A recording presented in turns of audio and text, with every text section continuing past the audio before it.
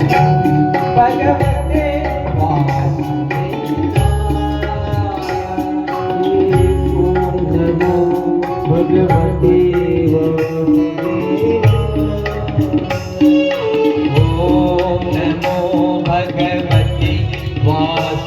वासुदेवाय नमो भगवते वासुदेवाय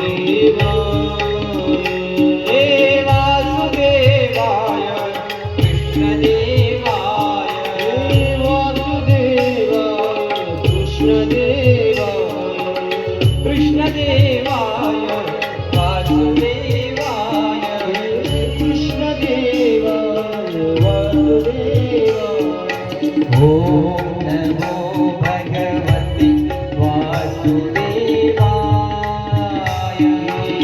बोला ना सर्वांनी बोला नारद महाराज तपासाठी निघतायत गंगेच्या काठावर येऊन बसतात मा गंगा मैया वाहते आहे आता नारदजी महाराज गंगेच्या काठाच्या जवळची गुफा आहे तिथे येऊन बसतात विराजमान होतात बसा महाराज आणि बसले आणि बसल्यानंतर तप त्यांनी चालू केलं एकच मंत्र एकच ध्यान हे वासुदेवाय कृष्णदेवाय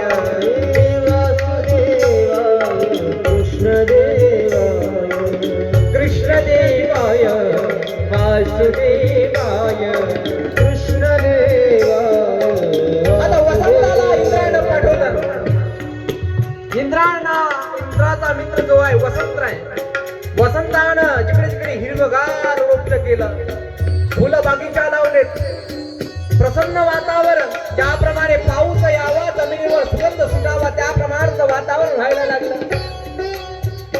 प्रसन्न वातावरणाचाही प्रभाव माझ्या नारदावर झाला नाही नंतर कामदेवाला पाठवण्यात आलं कामदेवाच्याकडनं झालं नाही तर रतीला पाठवण्यात आलं कामदेवाची पत्नी रती आहे इंद्राच्या सांगण्यावरून इंद्राला भीती होती माझं इंद्रप्रथ जाईल की काय तप करतोय नारदाच्या मनात विचार आला तर त्याला खुर्चीची भीती आहे आता पुढे काळ आहे राजकारणामध्ये प्रत्येक खुर्चीच्या मागे धावतोय लढतात काय पडतात काय फिट काय उंदर आली चक्कर काय येतात जगाची लोकांची सेवा करण्याचं एवढं भूत त्यांच्या मनात आहे की चक्कर येऊन पडायला मिरची येऊन आली त्यांना असे काही लोक मिळते खुर्चीसाठी फक्त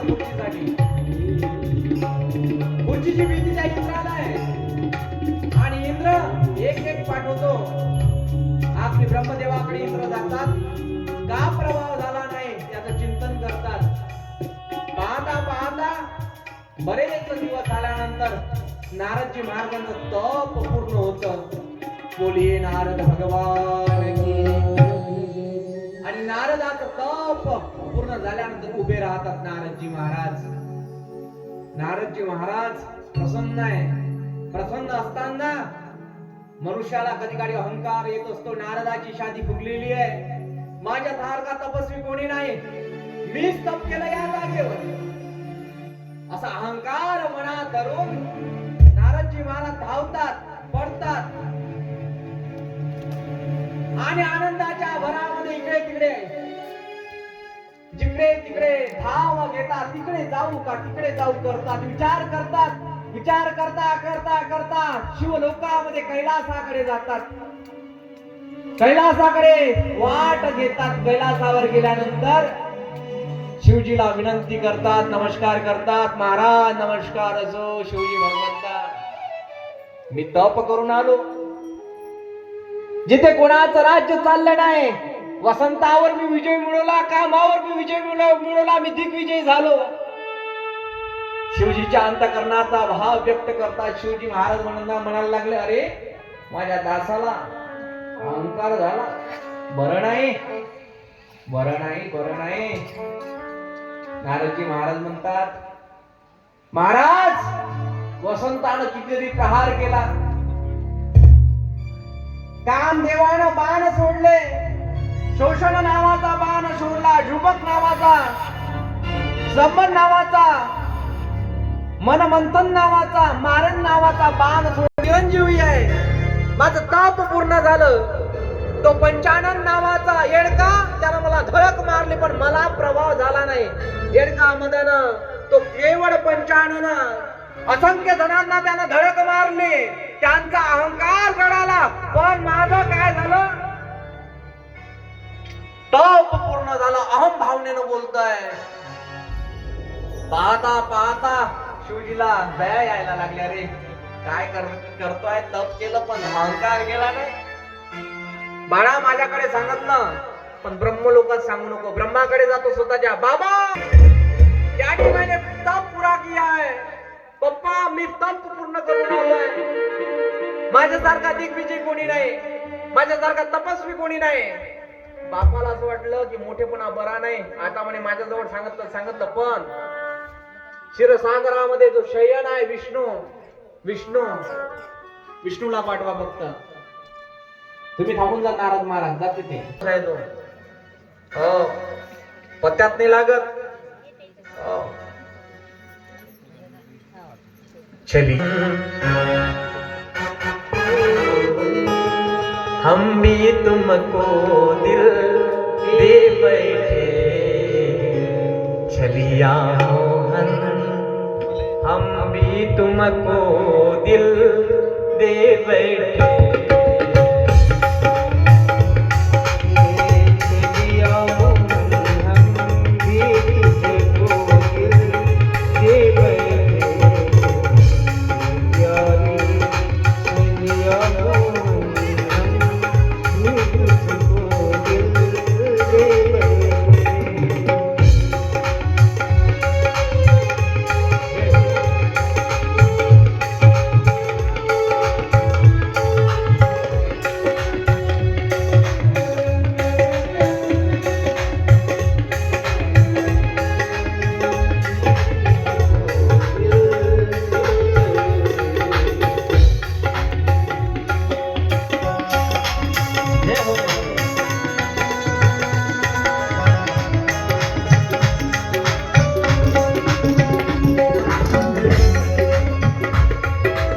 विष्णू महाराज बसा याच्यावर. जसे विष्णू बसतात तसे बसा. पाय लांब करा. चक्र या.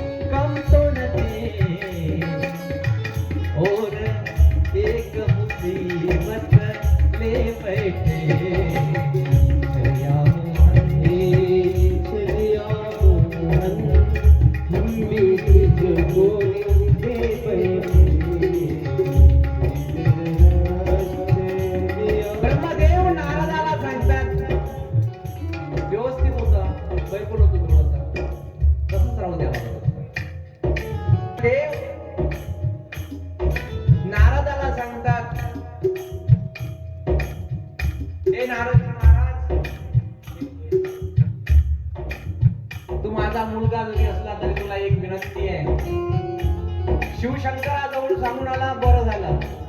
ते साधा घोडा आहे, काही करणार नाही.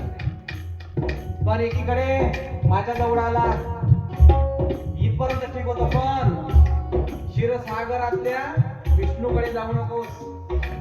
दिल कहता है कि तुम सुंदर हो, आंखें कहती है दिखलाओ.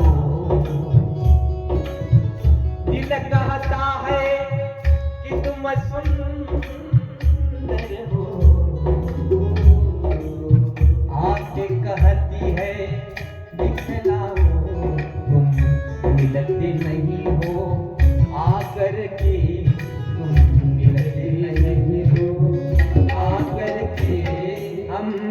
कैसे कहे देखो के पलटे जय हो धर चले हम दीप जलो वे बैठे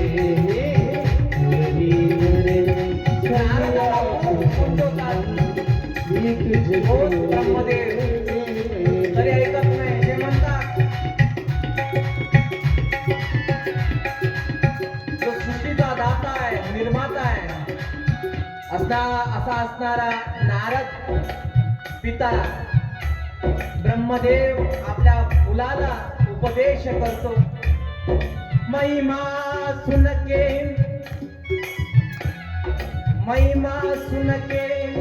हैरान है तुम मिल जाओ तो चैन मिले मन खोज के भी तुम्हें पाता नहीं तुम ही हो उसे मन में बैठे चल जाऊं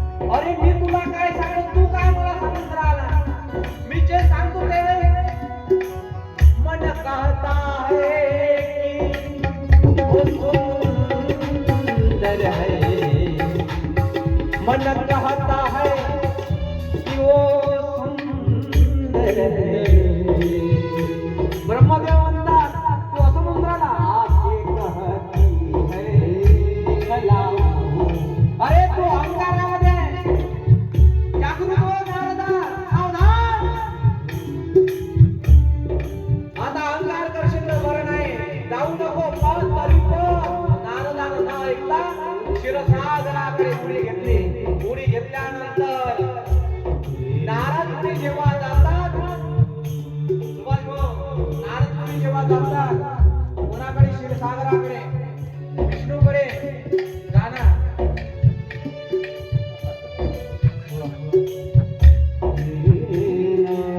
नमस्कार करत नाही म्हटलं नारदानं नमस्कार केला नाही छाती बघून तयार पाय टाकतोय अहंकारामध्ये जो नारद श्रीमन नारायण नारायण करणारा तो आज अहंकाराची भाषा बोलतोय हे महाराज हे क्षीरसागर नयन हे भुजंग शयन निवासी यांचा सासरा समुद्र आहे सागर आहे असा असणारा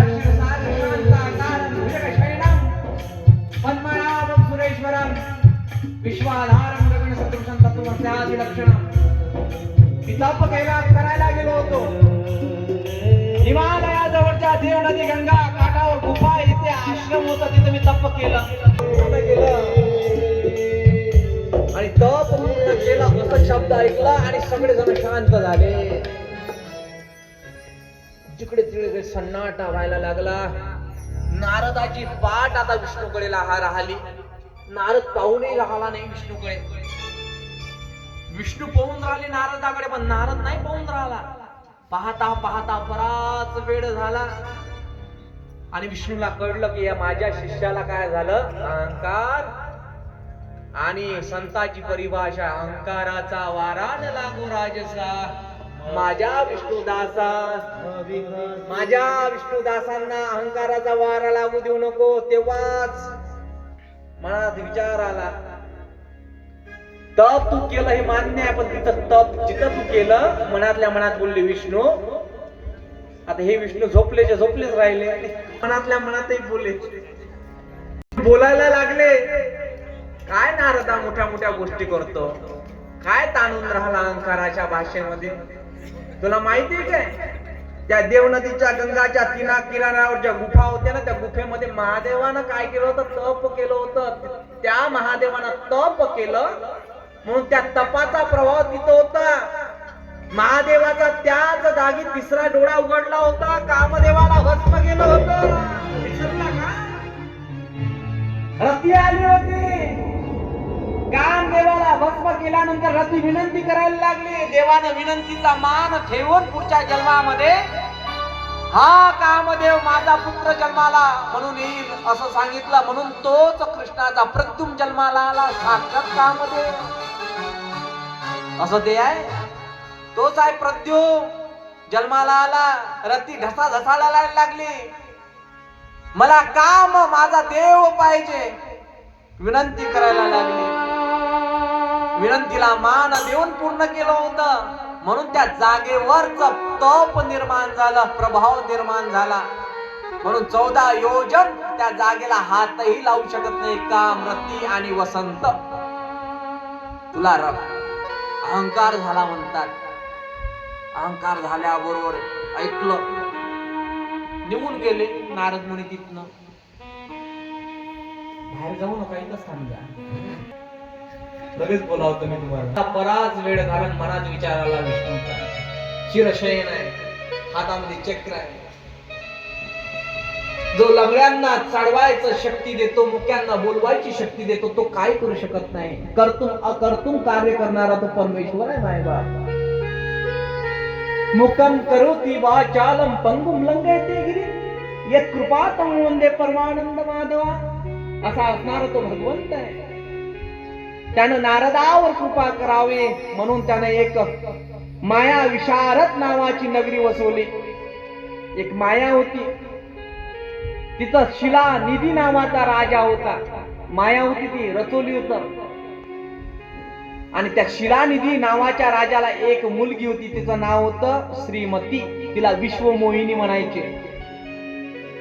एवढी सुंदर होती श्रीमती, काय सांगा. पान खायची ना, इथं दिसायचं इथं तो रस पानाचा, एवढी गोरी होती ती. पान खायची तर तुमचं काय गोरे पण लावता 4-4 वेळा पॉन्ड्स काय ब्युटी पार्लर काय काय करताच करता तुम्ही. एवढी सुंदर होती शिलानिधी नावाच्या राजाची. आणि पाहता पाहता त्या नगरीमध्ये प्रवेश झाला. पाठवा श्रीमतीला फक्त. नारद शिलानिधीमध्ये प्रवेश करतात आणि प्रवेश केल्यानंतर त्याचं स्वागत शिलानिधी नावाचा राजा करतो. महाराज तुम्ही संत आहात, तुम्ही तप केलं, तुम्ही मोठे आहात. विनंती करतात, नमस्कार करतात. नमस्कार करता करता ते म्हणायला लागले, महाराज माझी मुलगी लग्नाला आली आहे, तिचं थोडंसं भविष्य पहा. नारद श्रीमती आली. हा म्हणा तशी आली का? आता या मंडपाच्या नावाला दुरून दिसते. श्रीमती नटून खटून आली, सुंदर आहे, पावलं पडते आहेत. आणि श्रीमती आल्या बरोबर नारदानं टक दिला. अरे बापरे, किती सुंदर. अशी मुलगी जर मला मिळाली तर, माझा विवाह तिच्याशी झाला तर. मनातल्या मनात कुतूहल करू लागला. मनात त्याची काम वासना जागृत व्हायला लागली. जो आतापर्यंत म्हणत होता की कामावर मी विजय मिळवलाय, तो म्हणायला लागला, श्रीमती तू माझी आणि मी तुझा. हातात हात घेतला भविष्य पाहण्याकरिता. भविष्य पाहतोय आणि शिलानिधी राजाला सांगतोय, ही मुलगी रूपवान आहे, गुणवान आहे, व्यवहार चातुर्य आहे, हिच्यामध्ये ती विशेषता सफल देणारी आहे. ही अशा घरामध्ये पडेल की त्याचं तर दुःख दूर होईलच होईल, पण हिलाही श्रीमंत लाभेल. ज्ञानदान प्राप्त करून देणाराचा पती राहील, विष्णू भक्त राहील, देवाची उपासना करणारा राहील. इकडे क्षीरसागरात बसून विष्णू भगवंत हसतात, वा रे वा, मोठा पराक्रम करून राहिला नाही. असं असं असं असं बर बर बर बर. पुढे चालता चालता शिलानिधी राजांचा मुलीचा हात त्याने सोडला नारदाने. शिलानिधी नावाची जी श्रीमती आहे ती एका बाजूने येते आहे, यजमानाच्या बाजूने येते आहे आणि उभी राहिली. आता काय नारद आओ भगत झाल्याबरोबर नारद आता उड्या मारतच गेला. उड्या मारतोय कशा करता, आता श्रीमती माझी होणार, मी लग्न तिच्याशी. बाबा लगेच ब्रह्मदेवाकडे गेला. बाबा लगेच माझं लग्न करून द्या, माझं लग्न करून द्या. बाबा म्हणायला लागले, ब्रह्मदेव म्हणायला लागले, आता माझ्या हातात हे नाही, तू काय कर, तिचं स्वयंवर होणार आहे. जुन्या प्रथा होती, राजांची स्वयंवर करायचे. स्वयंवर होईल आणि त्या स्वयंवरामध्ये तू भाग घे, पण तसं स्वयंवर करून तू जाऊ नको स्वयंवरामध्ये. तर तू काय कर, विष्णूकडे जा आणि विष्णूकडे गेल्यानंतर त्यांना हरीचं रूप म्हणून त्याने धाव घेतली क्षीरसागराकडे. क्षीरसागराकडे विष्णूकडे गेलाय. आता काय विष्णूचे पाय काय दाबतो, विष्णूचे पाय काय दाबतो. विष्णूकडे गेला, कोणत्या घोरात आहे तुम्ही, विष्णूकडे गेला, पाय दाबतो. बसला काय, घोडा दाबू नका, फक्त एवढं करा. महाराज तुमच्याकडे विशेष काम होतो. लग्न करायची इच्छा नव्हती, पण तिला पाहिल्याबरोबर एका नजरेमध्ये, त्या स्मित हास्यामध्ये मी भारावून गेलो. महाराज माझं लग्न तिच्या सोबतच हो, तुमचं हरीचं रूप मला देव, एवढंच तुम्ही मला द्या. माझं ज्याच्यामध्ये भलं होईल तसं तुम्ही त्यामध्ये द्या. महाराजाला विनंती करायला लागला. रामचरित्र मानसामध्ये सुंदर वर्णन आलंय. जय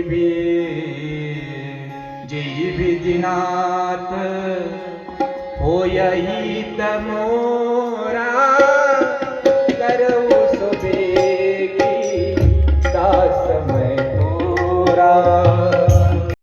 जय भी दिनाथ होयही तमोरा, करऊ सुबेगी दास मैं तोरा.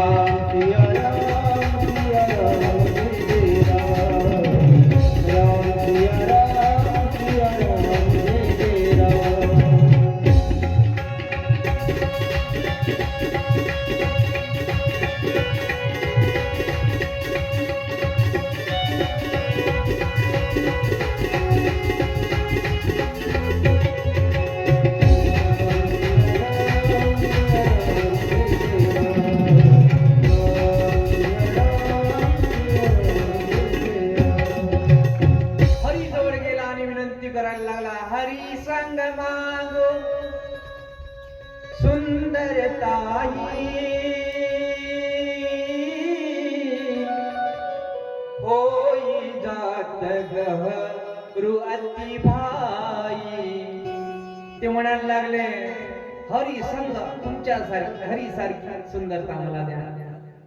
आता भगवंताच्या एका अवतारामध्ये हरी संग म्हटला बरोबर हरीचं रूप आहे, पण कसं तोंड माकडाचं आणि देह हरीचा. मरकट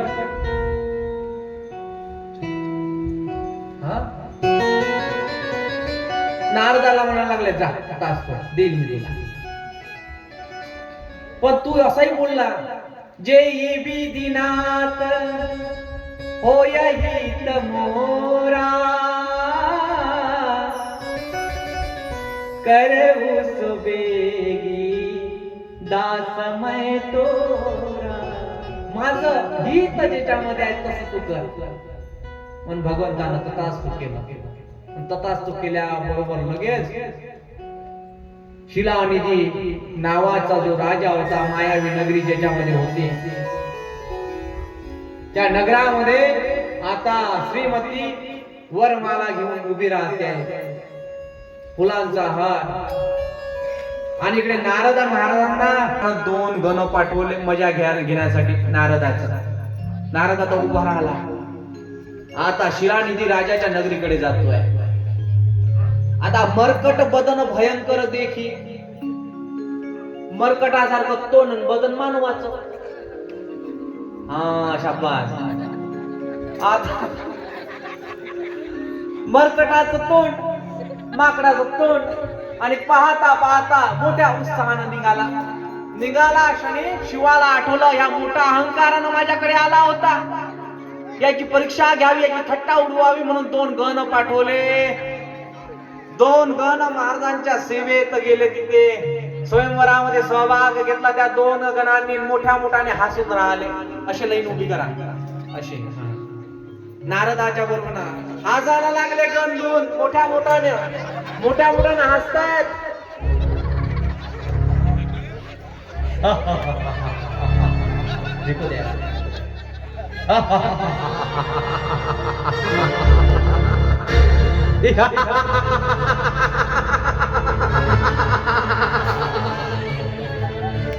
मोठ्याने हसतायत.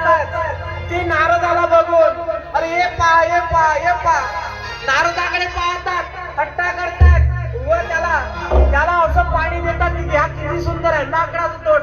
एकामेकाकडे बोलतात पाहणं एवढे मोठे राजे महाराजे आले स्वयंवरामध्ये आणि हा नारद हा कोण माकडाचं तोंड आणि देह मनुष्याचा घेऊन आला. असा कसा आहे माकडासारखं तोंड आहे आणि पहा किती अहंकारामध्ये उभा आहे. जशी माळा याच्याच गड्यामध्ये ती टाकणार आहे श्रीमती. आता श्रीमती गणांच्या समोर येते. गणाकडे पाहते.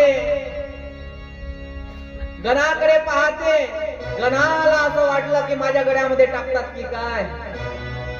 पण श्रीमती पुढे हसते, पुढे निघून जाते. आता नारदाचा नंबर होता.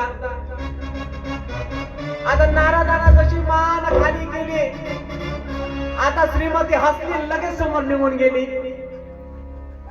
समोर निघाली. नारदाला असं वाटलं चुकून आपला नंबर हुकला की काय. नारदाला दिशा बदलवली, लगेच पहिल्या क्रमांकावर आले. आता श्रीमती काय करते क्रमवारी राजाचे तोंड पाहत जाते आहे. एकाच्या चेहऱ्याकडे पाहते, हसते, निघून जाते. आता नारदाच्या पुन्हा समोर आले. तो नारद म्हणायला लागला मिस्त्री मॉडेल टाक गड्यात. मॉडेल क्रमांक 1 टाका पण टाकत नाही.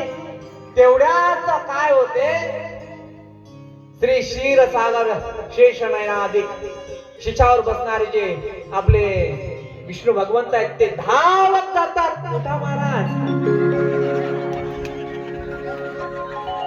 श्रीमतीकडे पाहतात. जसं श्रीमतीकडे पाहलं तशीच वरमाला श्रीमती गड्यामध्ये टाकते आणि हात विष्णू भगवंत श्रीमतीला पकडतात. धावत क्षीरसागराकडे घेऊन जातात. धावत बोला विष्णू भगवान की जय. इकडे नारदाला विचार वाटते, इकडे गणही थट्टा करतायत. काय तुमचा नंबर हुकला की काय. नंबर तर तुमचाच होता, कसा काय हुकला. तुम्ही राजे दिसाला सुंदर, एवढं सुंदर असूनही माझ्याकडे टाकलं नाही. असं कसं झालं, काय झालं, माझ्या चेहऱ्याला काही लागलं की काय. तर लगेच गण म्हणायला लागले थोपाड तुझं पाण्यात जाऊन पा, आरशात जाऊन पा. जसं म्हटलं तसंच तो पाहायला गेला. पाण्यामध्ये पाहिलं अरे माकडाचं तोंड, देवाला तुम्ही त्याचं हरीचं रूप मागितलं तर हे असं कसं दिलं? आपण रूप देऊ प्रभू मोये. लगेच क्षीरसागराला पोहोचले नारद भगवंत आणि म्हणायला लागले, हे भगवंता तू खोटा काय? सोबत श्रीमती दिसली, विश्वमोहिनी दिसली सोबत. देवा माझा नंबर लावायसाठी आलो होतो, तू तुझाच नंबर लावून घेतला. तू खोटा काय? तू ठग आहे. म्हणून नारद त्याला श्राप देतात. कोणासाठी? तसा तुम्ही पुढील जन्मामध्ये लग्नासाठी त्रस्त व्हाल. पहिला श्राप नारदानं विष्णूला दिलेला श्राप. दुसरा श्राप असा दिला, माकड बनवला. तेव्हा तुम्ही मला माकड, मला माहिती होतं तुम्ही माझ्यासोबत असंच काही करणार आहे, म्हणून तुम्हाला स्त्रीच्या विहारामध्ये वियोगामध्ये लढावं लागेल, पण साथीदार मी म्हणून राहील. माकडाचा साथ घेतल्याशिवाय तुम्हाला स्त्री प्राप्त होणार नाही, तुमची पत्नी प्राप्त होणार नाही, असा श्राप दिला. दुसरीकडे ज्या गणांनी राक्षस बनून याल, राक्षस बनून याल, राक्षस बनून याल, श्राप देऊन टाकला गणाला. गण म्हणायला लागले, नारद महाराज आमचा काय गुन्हा आहे? आम्हाला तर शंकरानं पाठवलं होतं तुमचा अहंकार कमी करण्याकरिता. लगेच मायारूपी चक्र काढून टाकतात. विष्णू भगवंत, क्षीरसागर भगवंत नारदाच्या लक्षात येते, भगवंता काय केलं मी? स्त्रीच्या वियोगामध्ये, स्त्रीच्या प्रेमामध्ये मी एवढा आंधळ झालो की मी तुला ओळखू शकलो नाही. असं काही नारद आपल्या जगामध्ये वावरतात. बायकोवर एवढं प्रेम करतात, कुठं कुठं जाऊ, कुठं कुठं नाही जाऊ, अशी त्यांची भावना होते.